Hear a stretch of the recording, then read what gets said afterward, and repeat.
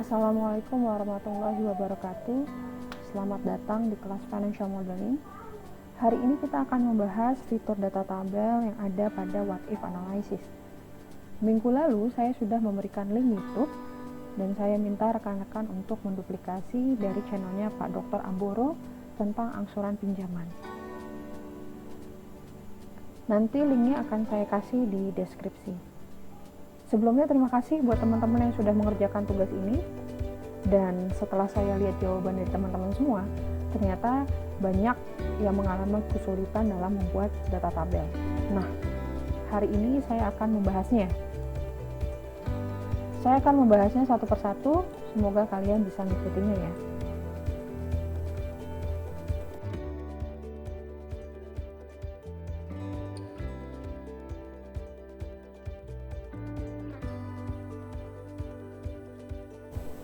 Oke, ini kita buat template-nya. Kita mulai dari B3, itu ada bunga pinjaman. B4 kita isi jangka waktu pinjaman.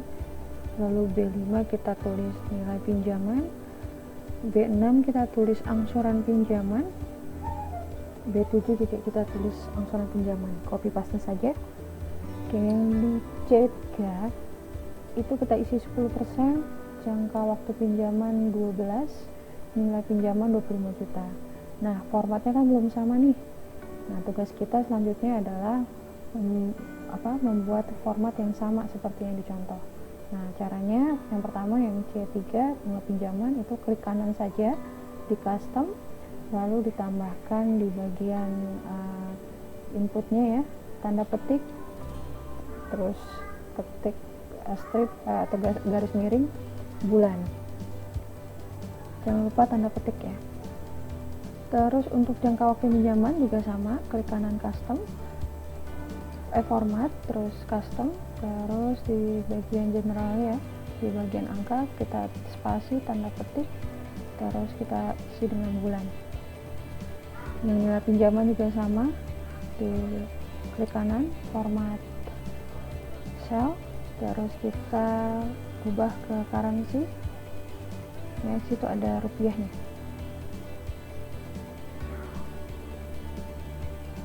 Oke, sampai sini kalian bisa ngikutin ya.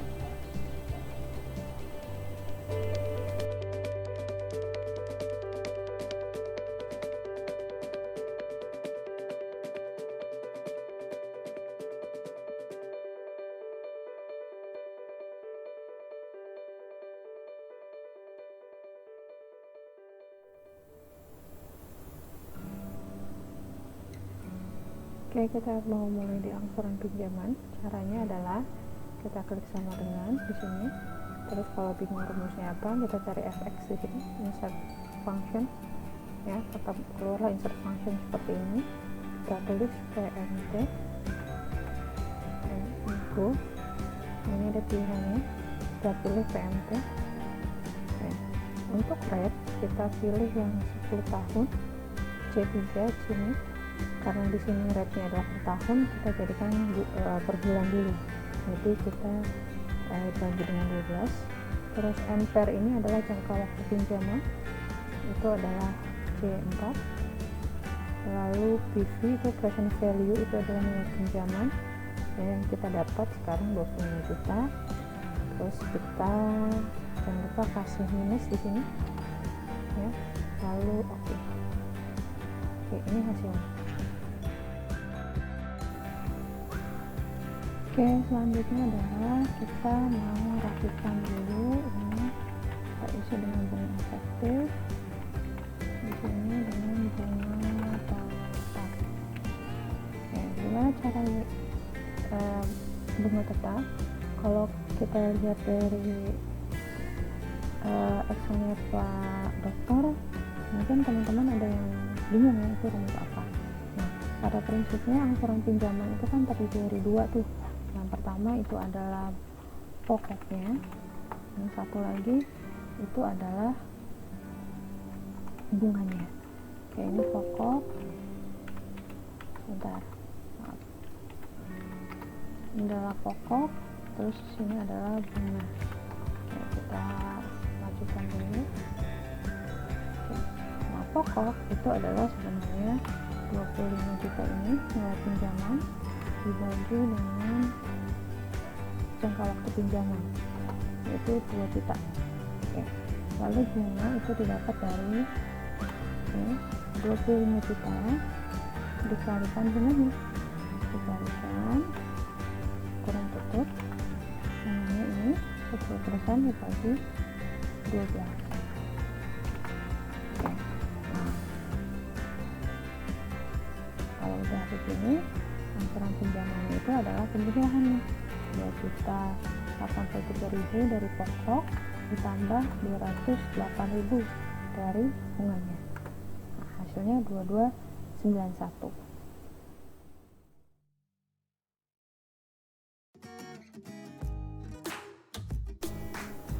Nah, selanjutnya kita akan bikin tabel sesuai dengan yang ada di YouTube ya, YouTube Pak Dr. Amboro. Kita buat dulu sesuai dengan template. Sebelumnya saya mau rapihin dulu nih ya, misal kayak bunga dan pokok dan bunga ini kita hide aja, klik kanan hide ya biar nggak kelihatan. Terus kita kasih tabel biar rapi. Kalau mau polos kita lock aja semua dulu di sini, kita ganti ke putih ya. Kita mulai ya. Yang pertama itu adalah bunga efektif, terus angsuran pinjaman dengan angka waktu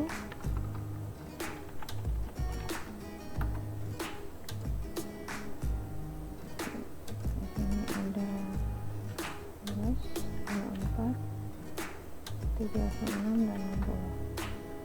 Ini kita block di sini, lalu kita merge.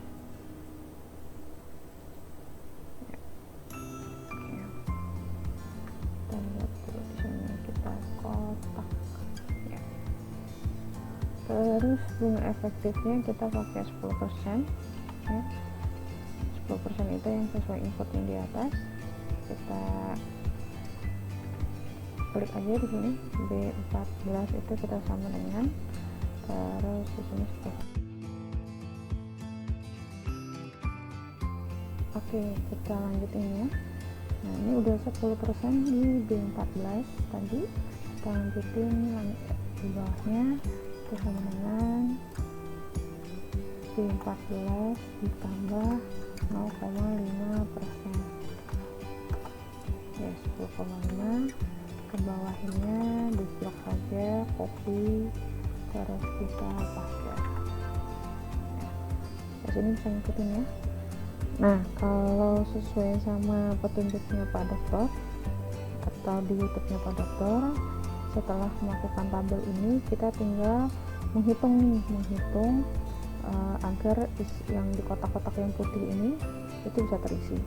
Nah, caranya adalah kita di blok dulu semua sini dari B13 sampai F22 kita blok, terus data, what if analysis, data tabel, row input cellnya itu adalah jangka waktu, kolomnya adalah bunga pinjaman.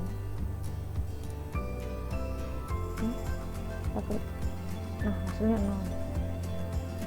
Ada teman-teman ada yang mengalaminya 0 seperti ini. Ternyata banyak sekali yang mendapat kesulitan di data tabel. Nah, ada yang bingung nggak gimana caranya angka-angka itu bisa keluar? Kita bahas yuk.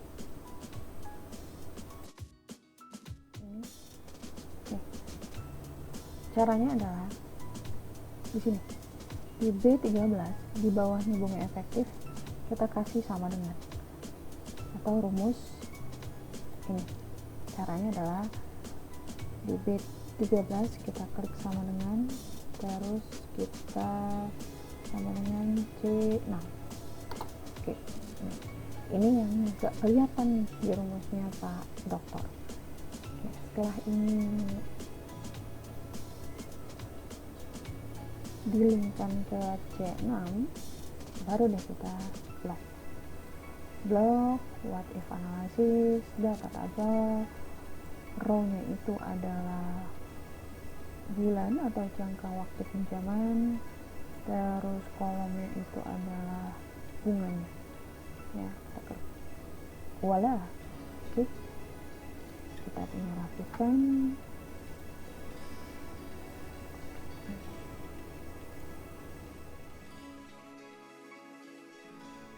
Hal yang sama kita lakukan untuk bunga tetap ya.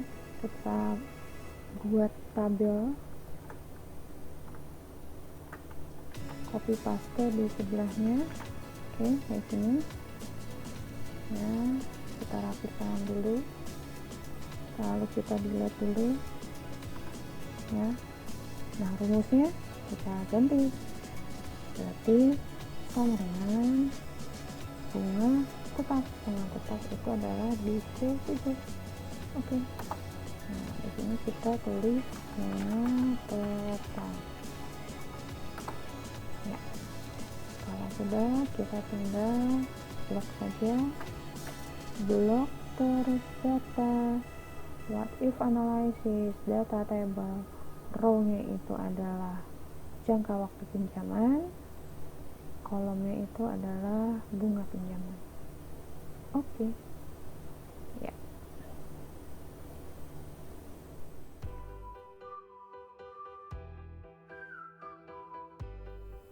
Oke, kalian sudah tahu kan kenapa hasilnya 0 dan akhirnya setelah diotak-atik keluarlah angka-angka ini, jadi bukan 0 lagi.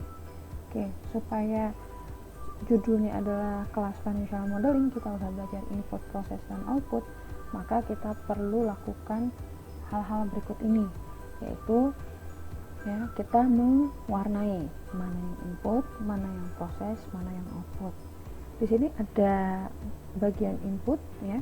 Yang pertama itu adalah bunga pinjaman, jangka waktu pinjaman, dan nilai pinjaman.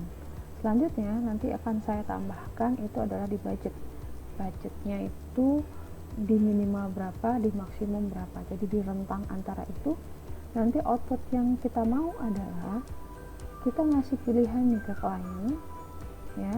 Kalau budget Bapak Ibu di 850 sampai 1.200.000, lalu nilai pinjamannya 3.500.000, inilah Bapak pilihan Bapak.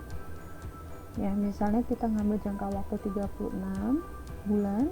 Nah, bunga yang bisa Bapak ambil adalah 8% sampai dengan 10%. Atau Bapak pengen jangka waktunya 5 tahun, maka bunga yang bisa kita kasih adalah di 11 sampai 12%. Oke, gimana cara buatnya? Ayo kita siapin.